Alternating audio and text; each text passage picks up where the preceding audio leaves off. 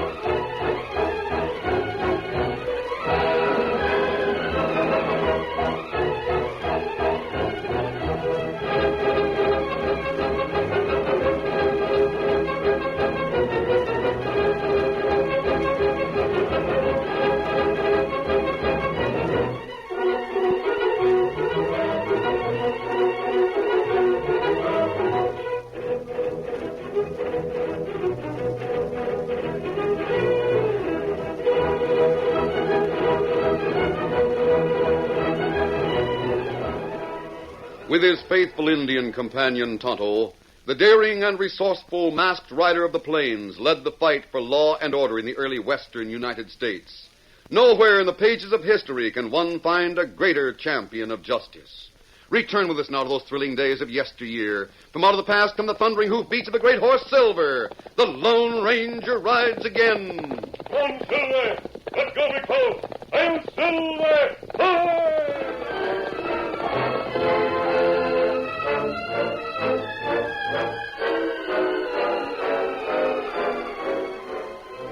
As the Lone Ranger and Tonto rode slowly across the tableland toward the rim of a cliff, they could hear the sounds of a construction gang at work. The new railroad was being built. When we get to the edge of the cliff, Tonto, we'll be able to see the work. Well, people say work go plenty good. Jim Carney's in charge of the construction, Kemosabe. He's a fine engineer. Well, railroad be big help to cattlemen. Oh, it'll be a help to everyone in this part of the country. It'll mean that the ranches will have about 100 miles less to drive their cattle, and that supplies can be brought to people out here much easier. Train up right here, Tonto. Ho, Silver. Ho, Scout, fella. Steady, big fella. We'd better dismount here and leave the horses at ground hitch. I don't want to take them too close to the top of the cliff. I don't like it, and nobody's going to change my mind. Oh, what that? There seems to be an argument at the base of the cliff. I want you to give up this job and come back into the freight business. That's what I want. Tonto, that sounds like Jeff Wilson, the old freighter. We go close to edge. Maybe see down below. All right, come on. Don't stand there kicking at the ground with the toe of your boot. Answer up. Are you going to help me, or are you going to stay with Carney and his railroad crew? Dad, if you'd only see my side of it. You scrimped and saved so you could get cash to send me to school so I could study engineering. Now I got a chance to use what I learned, and you I don't... figured on you taking over my freighting business after you got back from school. Don't you see, Dad? The railroads will handle freight in the future. Hauling stuff by mule team will be a thing of the past. By thunder, that's a fine way to talk. Dad, here comes Mr. Connie. Good. I'll give him a piece of my mind while I'm at it. Oh, Dave.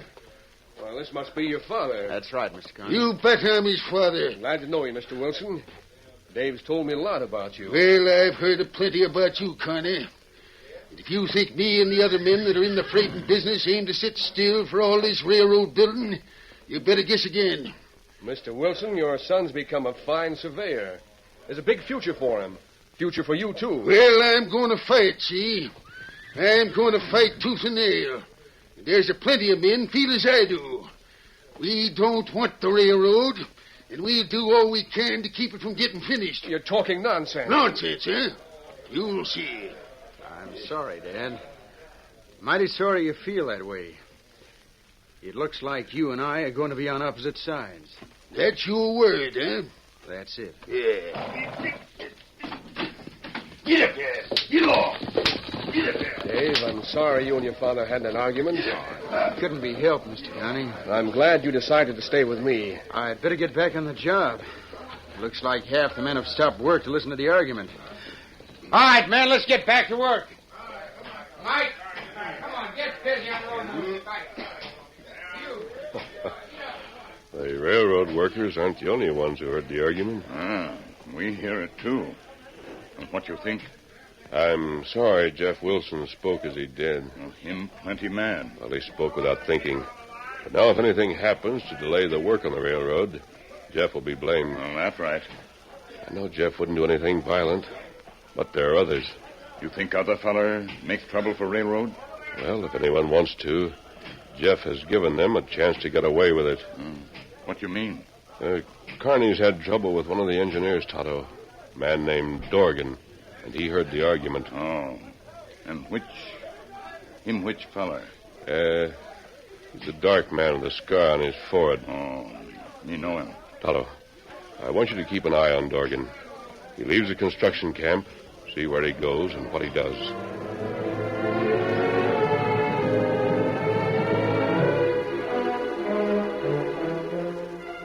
The town of Carlsville had a boom town quality while the railroad workers were in the vicinity. Nightlife was gay and noisy, and the cafes were crowded. Free spenders attracted gamblers and swindlers and some who were out-and-out crooks. Deke Jackson was a cattle thief. It was he who sat at a corner table in a Deadhead Cafe talking to Scar Dorgan. I knew you'd be interested, Jackson. Well, sure I am. And now let me get it straight. You say the old freighter as much as told Kearney you tried to wreck the railroad work? That's it. Thanks for the tip. Maybe I can use him in our plans. Don't be a fool. He didn't mean what he said. He was just talking through his hat because he was mad. And why tell me about it? 'Cause, Deke, it's the chance I've been waiting for. Now I'm ready to do business with you. Yeah? How many men have you got? Half a dozen here in town. More camped outside of town. I can round up plenty. All right. You've got to figure out some way to slow down the railroad job. Slow it way down. Then what? If the job is slowed down, the contractors will fire Kearney. I'm next in line for his job. So you'll be in charge of the railroad construction. What good does that do me, Dorgan? Here's where you come in. Yeah? You'll get a contract to supply the camp with beef. There'll be no questions asked about where it comes from, and you'll get top prices. Now and then there'll be a mix-up on the count. You might get paid double or triple. Yeah. We can make a good thing out of this, Jackson. You help me get Kearney's job, and I'll see that you sell a lot of beef with no questions asked as to where it came from.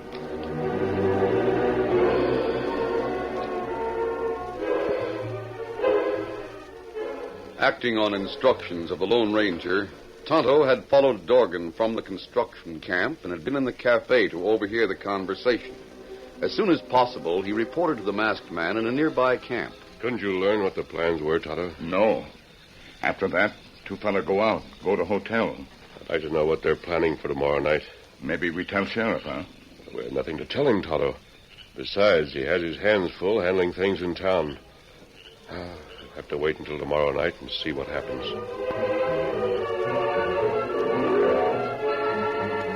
On the following night, the Lone Ranger and Tonto watched the construction camp from the 75-foot ledge, but saw nothing to indicate that Jackson's gang was at work.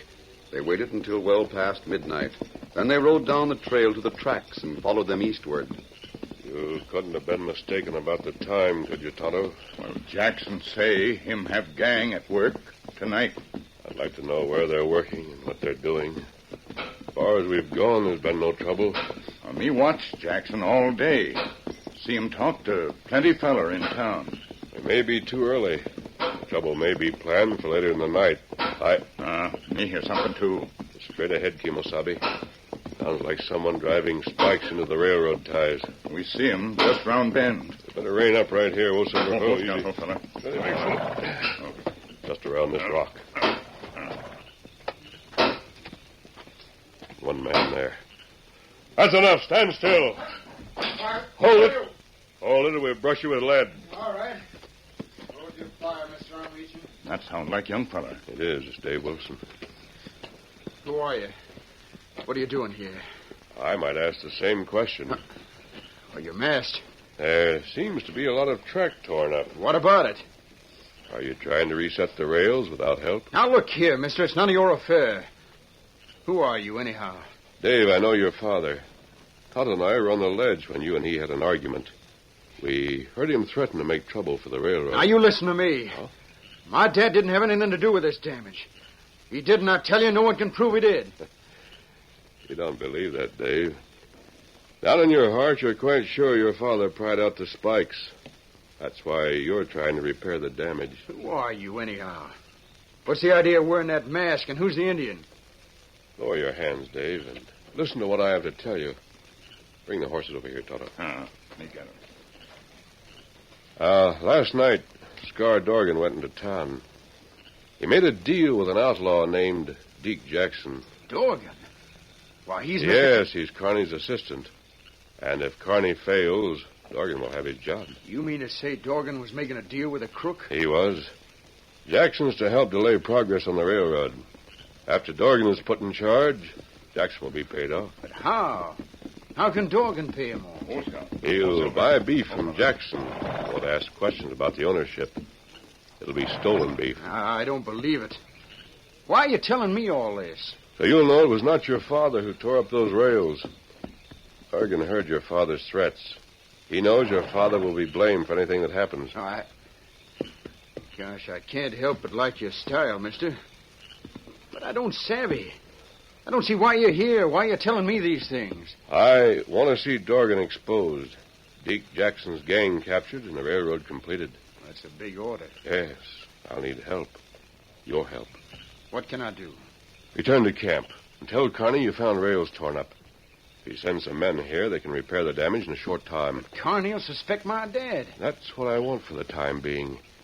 We'll put those crooks at ease. Let them think their plans are working out. Then what? Then I'll talk to Carney.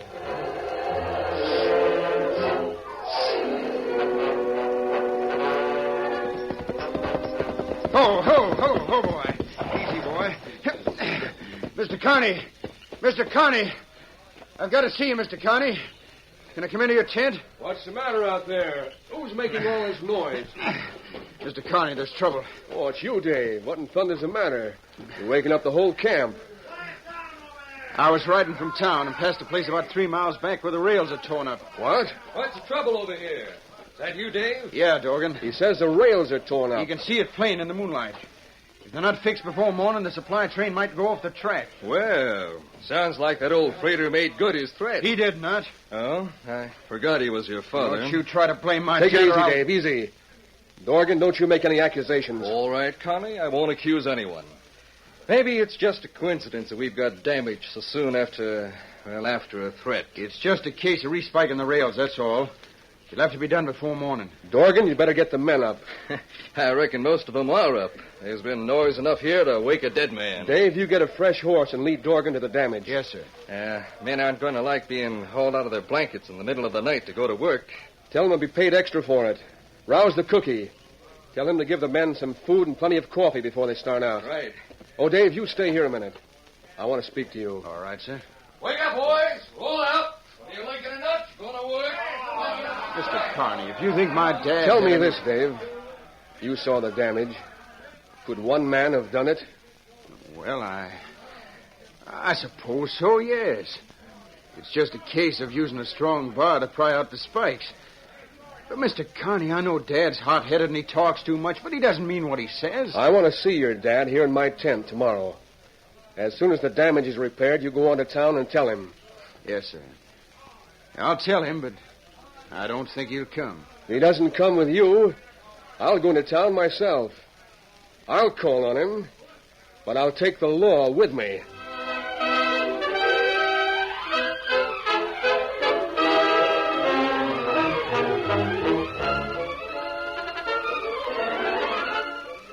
The curtain falls on the first act of our Lone Ranger story.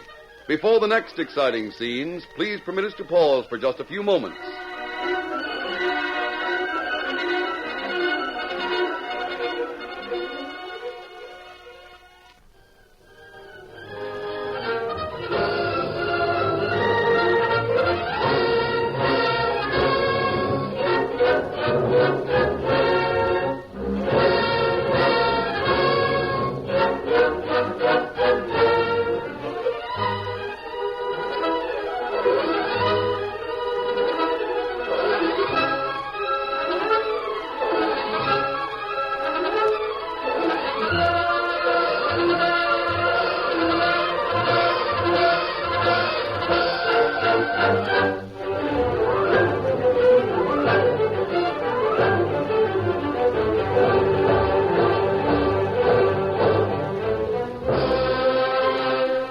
Now to continue our story.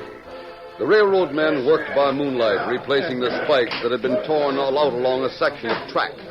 They didn't like being roused from their sleep and being sent to work in the middle of the night. Dorgan's frequent comments added to their anger. It's bad enough to work all day without having to pitch in at night just because an ornery old mule skinner don't like railroads. Well, if I was Connie, I'd take steps mighty quick. Me too. I'd go gunning for old Wilson. Yeah, worst of it is we got to work with that smart Aleck Sonny here. Oh, Dave's plenty smart. He's just about as smart as they come. He's been to school in the East. The rest of us don't know nothing. We didn't have the chance to go to school. We had to learn railroad building by going out and building the doggone things. Say, what's this coming? A paint horse. Hey, is that a redskin on the saddle? It looks like it. Yeah, it is. Oh, Scout, ho, feller. Oh, feller. What do you want here? Shove on, Redskin. Well, me come from town. Me got message for Carney. Well, give it to me. I'll take Well, it. you not, Carney. What is that, a telegram? That right. And where Carney? What have you got there, Redskin? Me got message for Carney. I said I'd take it. Mr. Carney's up at the end of the line, 3 miles to the west. Me go there. Get him up, Scout. Probably orders from the Eastern office. I'd like to know what they are. You can find out as soon as you get back, Dorgan. And that'll be as soon as these rails are spiked. Maybe we're not working fast enough to suit you. Come on, boys. Get to work. Mr. Dave Wilson thinks we should get done. Get back to camp. All right, come on. Let's get going.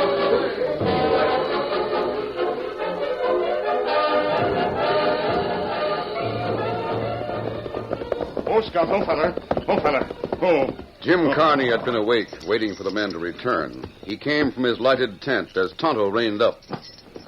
Well, who are you? Well, here, message. You take it inside to light, and you read it. Message, huh? Where'd you get it? Well, me get it from town. Come in. I'll see if there's a reply. Must be important if they sent you out in the middle of the night with it. I'll see. What's this? Now, pay no attention to it. Huh? Hey, what Now, leave the gun alone. Masked. Who are you? Where'd you come from? What is this? That message doesn't mean what it says, Carney, Oh, how do you know? because I wrote it. It's signed by one of the officials in the Home Office. Yes, I know it is. See, when Dorgan and the men come back, I want them to find it on your table. It will account for the fact that you're not here. What?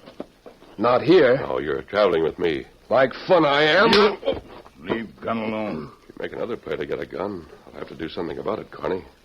Just what are you up to? You'll find out in due time. You think I'm leaving Oh, here? I know you are, even though I have to use force. And before you leave, you're going to write a note for Dorgan to find. Well, of all that downright nerve. When Dorgan returns, he's going to find himself in charge of this railroad. I wonder what kind of a boss he'll make.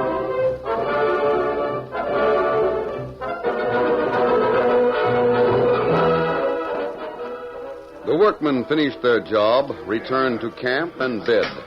When they were gathered at breakfast, Scar Dorgan appeared with a telegram. He looked pleased. The men knew that something unusual was about to be announced. Hey, boys, quiet down a minute. All right, quiet down. I got something to announce. I got here a telegram and a note from Jim Carney. Well, what's that mean? What sort of This telegram came last night from the Eastern office. Says Carney is to go east right away. Don't know why, but that's what it says. And here's a note from Carney to me telling me I'm to be in charge of this job until further notice. You mean you're the boss? That's right. I'm the boss. Any of you that want to question it can read this note signed by Jim Carney. Now, hurry up and finish eating. Got a lot of track to lay before sunset. If you're the boss, Dorgan, maybe you've got different instructions for me. You do the same as you've been doing right along. Get up ahead of where we're working. Check the grade. Make sure of the right of way. And see that the timber crew has got plenty of ties. I don't want no delays.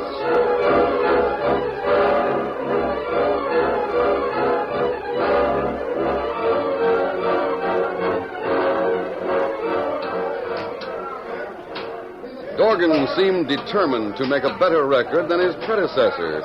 The men soon realized that they were going to be driven hard. The morning was half gone when Dave came from the east at a gallop. Ho, boy. What are you doing back here? Dorgan, I asked you a question. there's trouble up ahead. What kind of trouble, Indians? No. There's half a dozen men up there. They're stacking all the ties. They've already set some on fire. Burning the ties? Yeah. The ones that were all cut, ready to lay in place. It looks like they're trying to hinder us. Who are they? I don't know. A couple of them are masked, and the rest of them have hoods over their heads. Black hoods with holes so they can see through them. Not so loud. Yeah, but I don't see what... No use getting the men all excited. I'll go with you and see for myself. Are you sure they're not freighter pals of your father? Yes, I'm sure of that. All right, I'll ride with you. But just the two of us? We won't have a chance against Shut them. up. I'm giving the orders around here. All right. Steady there. Easy, boy.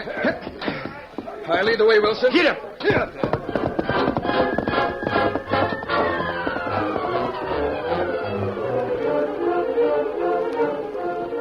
Riding side by side, the young engineer and scarred Dorgan left the end of the track. They rode past ties that had been set in place with rails ready for spiking. Then ties that the rails had not yet reached. And beyond these, there were heavy ties that had been cut and trimmed but not yet placed. Several of these had been gathered in a pile and set on fire. There. There's some burning right now. Where's these hoodie men you spoke of? They were up ahead. Yeah, there they are. You can see them now. Oh, yeah. I see them. They're hauling some more of the ties into a pile. You wearing a gun? Sure. Let me have it. Yeah, but Dorgan... You heard me. Pass it over. And I want you to start a shooting match with those critters. Well, all right. Here you are. Hey, you! What do you think you're doing there? Ho there. Easy, boy. You're Dorgan, aren't you? Scar Dorgan? That's my name.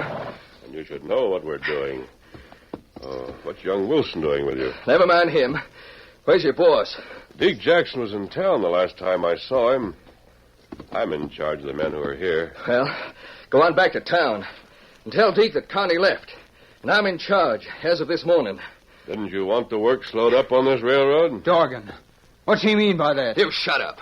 The boy's going to hear an awful lot, Dorgan. What are you going to do about him? I'll take care of him. Now leave those timbers where they are. There won't be no need to go ahead as we planned. Well, if you're in charge, Deke will be looking for some business from you. Well, tell him to come and see me this afternoon.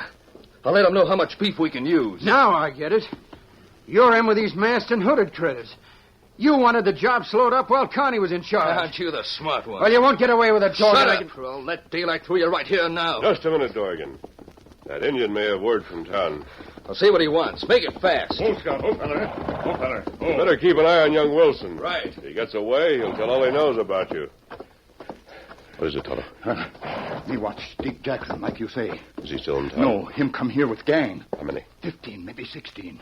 Them circle through woods, so they'll not pass close to end line the camp. How soon will they be here? Plenty quick. Them come from south. Maybe in a minute or two. It'll be a stiff fight. Ride east, Toto. Get to the camp as quickly as you can and bring the men. Be savvy. Get them out, Scout. Well, what'd the Indian have to say? Oh, it was a personal matter, Dorgan. I don't like to do business with men I can't see. Take off that mask and tell your partners to take their hoods off their heads. There's plenty of time for that. Did you say you were all working for Deke Jackson? I didn't say. You'd better get back to your job, hadn't you, Dorgan? Leave young Wilson with us. We'll deal with him. Just a minute. What are those riders?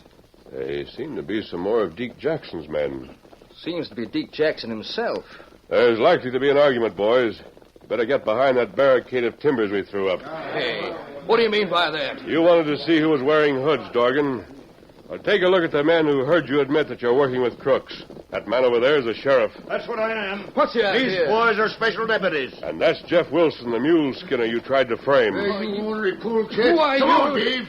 Get over here with your old man. We'll fight these varmints. Right, Dad. You too, Dorgan.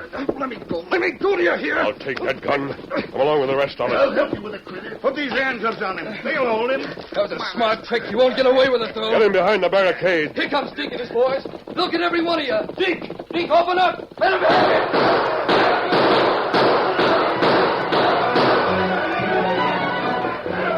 Jim Carney, the sheriff, the deputies, Dave and his father, and the Lone Ranger fought from behind a crude barricade of railroad ties, but the odds were heavy against them.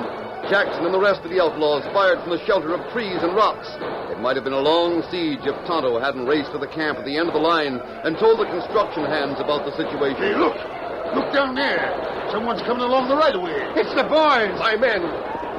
Tonto must have given them instructions. They're spreading out. They're firing from behind those polecats. We're caught between two fires. I don't want to get killed. I surrender. Throw down your guns if you want to surrender. Throw them down, you crooks. That does it, boys. We've got them. Rope every one of them.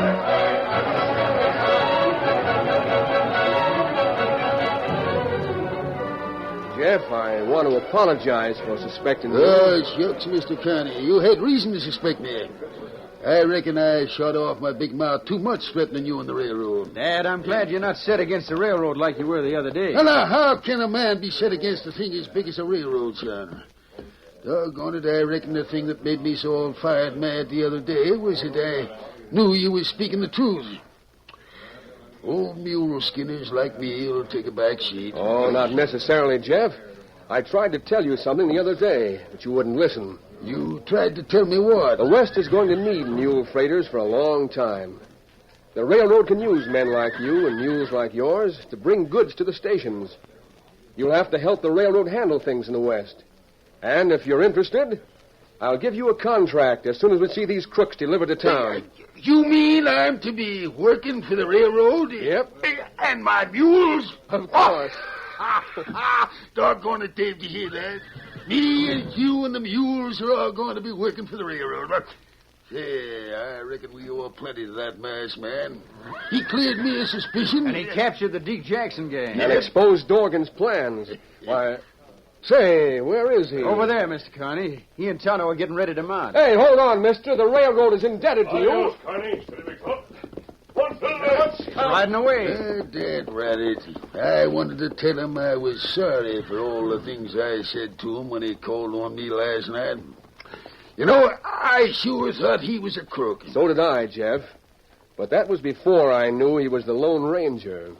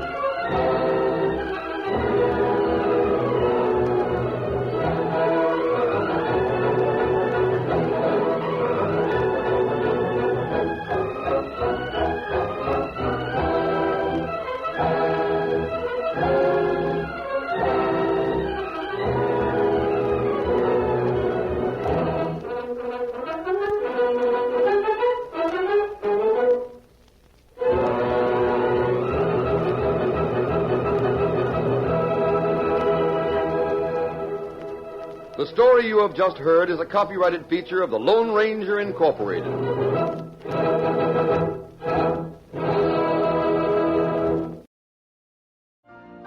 You've been listening to the OTR Gold Network.